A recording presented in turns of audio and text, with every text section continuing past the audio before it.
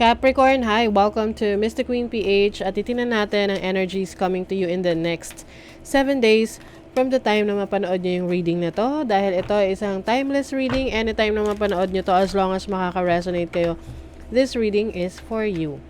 And of course, general reading, pwede kang makarelate, pwedeng hindi.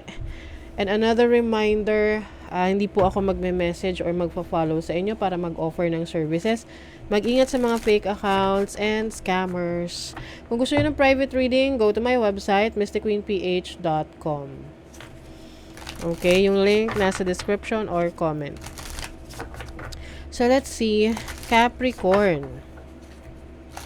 What's the energy next 7 days for Cappies?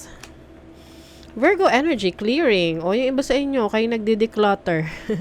May paglilinis in the next 7 days. Pwedeng magre-rearrange kayo ng mga gamit nyo. Magde-declutter. Magtatanggal kayo ng mga bagay na hindi na ninyo kailangan. Para mag-invite ng bagong energies. So this is also, yung iba, pagpapalit kayo ng kortina.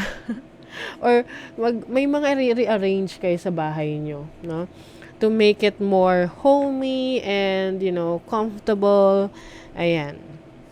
And maaari ring meron kayong mga errands na finally gagawin nyo na kasi masyado kayong busy nung mga last few weeks. So ngayon, in the next 7 days, may time na kayo to organize things.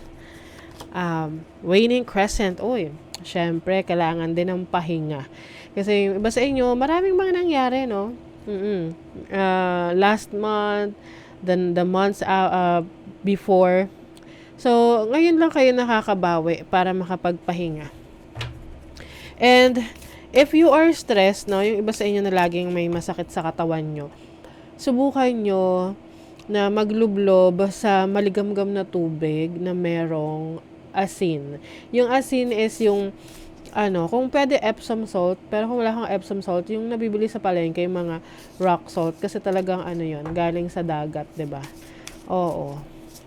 Yun ay nakaka-relax. O yung iba sa inyo, baka pupunta kayo sa spa. Magpapaspa kayo. Self-care, okay? Speaking of self-care, Taurus energy, savoring the moment.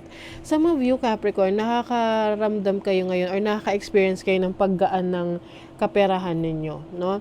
Kasi Taurus rules money and resources. So, mapapansin ninyo, mukhang maganda yung negosyo, yung pasok ng pera, no? Kapag dating sa trabaho, mas inspired ka.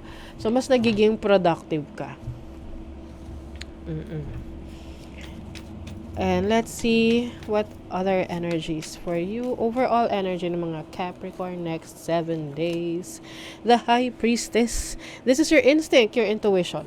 So, yung iba sa inyo, low-key, no? Yung tipong tahimik lang kayo na ginagawa yung mga gusto nyo. And at the same time, you are connecting to your higher self. You are connecting to your divine power. Some of you, mas nagiging spiritual. Oo. Yung spirituality naman, this can be related to your religion, ano man yung fino-follow mo, or yung connection mo to the divine. And the High Priestess is about wisdom. So, yung iba sa inyo, meron kayong inaaral, bagong skill set na magpapaunlad sa inyo in the future. Okay. Next is your challenge. The Three of Cups. Pwede magkaroon ng challenging situation sa isang kaibigan, naka-close mo, tapos meron kayong hindi pagkakaunawaan. So, importante, nag-uusap. Yung iba naman, kung kayo ay merong pupuntahang event, maaring meron kayong makita na ayaw yung makita, person from the past. Oo. So, iwas na lang kayo, ganun na lang. 'Di ba? Now, your opportunity is the Ten of Cups. Yung ganda. Fulfillment, happiness, oo. So, meron kang opportunity ngayon na mas ma-appreciate yung blessings na dumarating sa buhay mo. Some of you, nag-expand kayo ng family. Pwedeng may bagong member of the family, or some of you, ay merong reconciliation within the family. This is also about your situation sa family life nyo, or even just sa sarili mo, na napufulfill mo yung gusto mo, nagagawa mo yung mga gusto mo. So you have the opportunity to do that. Some of you naman yung mga self-expression, mas nagiging creative ka. Now, your blessing is the Five of Swords.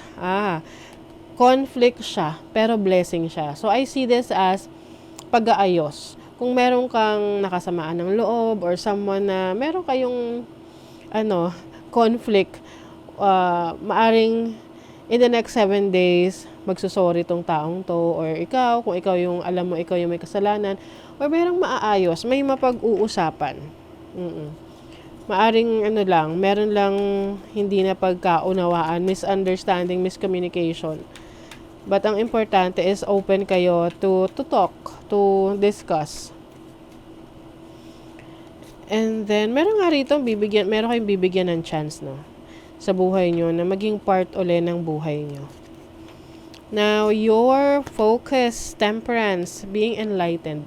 So, in the next 7 days, mas nagiging maingat ka sa mga actions na gagawin mo.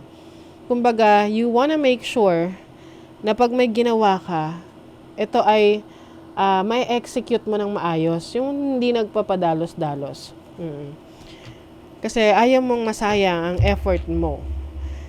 Kasi yung iba, careless. Kayo, careful. Ayan. Let's see what else for Capricorn. Next 7 days. Ito yung pagre-release ninyo ng stock energy. The wind is about cleansing. So, makes sense, like what I mentioned sa inyo kanina. You are releasing the things that are no longer serving you. Pwedeng meron kayong mga itatapon na gamit na hindi na kailangan. Either itatapon, ipapamigay, kung pa siya, functional. Decluttering. Pegasus. Pegasus about freedom, kalayaan, na magawa yung gusto nyo. So, some of you, pwedeng ang inyong source of income ngayon ay flexible. Let's say, isa kang freelancer, wala kang, hindi ka nagka-clock in, clock out. Kumbaga, you own your own time. And this can also mean freedom from the limitations. Kung dati may mga bagay na pumipigil sa'yo, ngayon, wala na. Wala nang balakid. Wala nang humahadlang. At mas marami ka ngayong potential. You also have links. Links is about sacred silence, intuition, and being independent. Like what I mentioned sa inyo kanina, mas magiging low-key kayo, mas magpo-focus kayo sa sarili nyo, kung paano nyo mas mapapabuti, mapapaunlad yung buhay nyo, nang hindi nyo na kailangan ipaalam sa iba. Na magugulat na lang sila na, oh wow, ang ganda na pala na nangyayari sa buhay mo. Kasi doon ka na nakafocus. Let's see, what else?